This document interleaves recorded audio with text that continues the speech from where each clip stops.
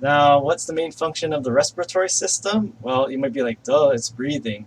Well, not only breathing, but gas exchange. So it's not just getting oxygen into your body and supplying it to your cells, but also, or actually it gets it into your body. Your circulatory system is actually what distributes it to your cells. But it's also getting rid of that waste byproduct. So you want to bring in carbon or bring in oxygen, and then your cardiovascular system picks up the oxygen and distributes it to your tissues and cells. And then you also want to remove carbon dioxide. So again, your cells produce a lot of carbon dioxide. You want to remove it from your tissues and get rid of it as soon as possible. So why do we need oxygen? Well, it all boils down to this. And the thing is that, remember those three letters, ATP? It's required for most cellular processes requiring energy. Again, anything that involves primary active transport, many of the chemical reactions in your body, they require ATP. Thing is that, so also this, what is this?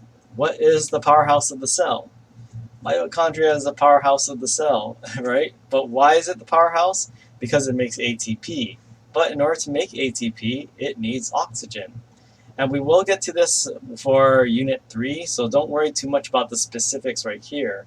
But what we have is that we have the mitochondria, and what are they doing? They are taking oxygen, and they use it in the electron transport system to basically generate a bunch of ATP. Now, what happens is that when you take things like glucose and metabolize it and use the citric acid cycle, aka the Krebs cycle produces a lot of carbon dioxide to convert all these nutrients over here into a form that can be used in the electron transport system and then make ATP. So again, this is why you have carbon dioxide as a waste byproduct. It's not directly from this oxygen, it's from metabolism in your mitochondria overall. Now, you might be familiar with this, especially if you've taken AP Bio or any Intro to Biology class. So this formula, the cellular respiration or sometimes aerobic respiration formula. And what we have here is the chemical formula for glucose plus oxygen.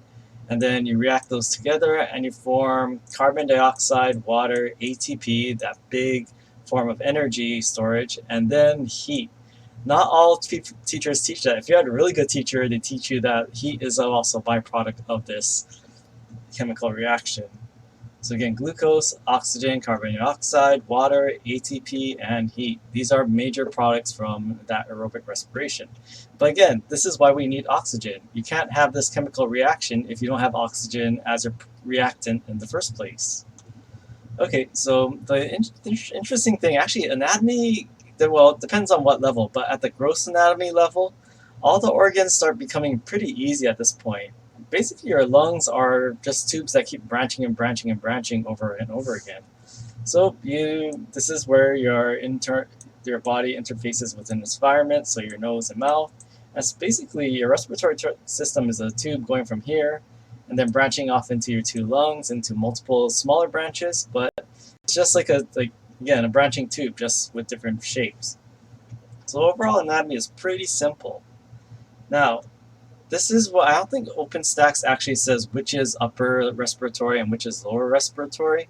I think Martini says it draws the line here. So for this class, it depends on your textbook, but for this class, we're going to draw the line between the upper respiratory system or upper respiratory tract and lower respiratory tract at the just above the larynx and where the epiglottis would be when it's closed.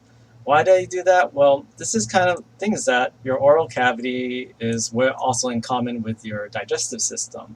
So I like to kind of draw the line here because this is where it becomes exclusively respiratory. Sometimes they actually extend the upper respiratory tract to the larynx, but for this class, let's consider it from the larynx going down. That's your lower respiratory tract. So this is the border right here. Again, sometimes the larynx is considered upper, sometimes it's considered lower, just FYI. And here's the nose. And again, when people die and their skull is left over, do they have their nose intact? Well, why is there typically a triangular pocket where their nose used to be?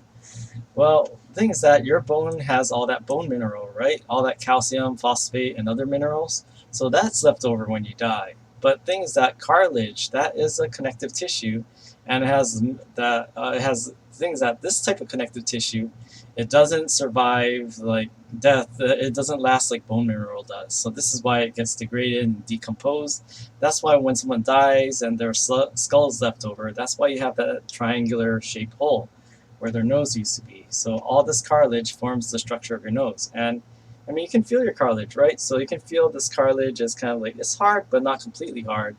But this fleshy part right here, does cartilage decompose slower than skin? You know, that's a good question. How long does it take to decompose cartilage? That's a good.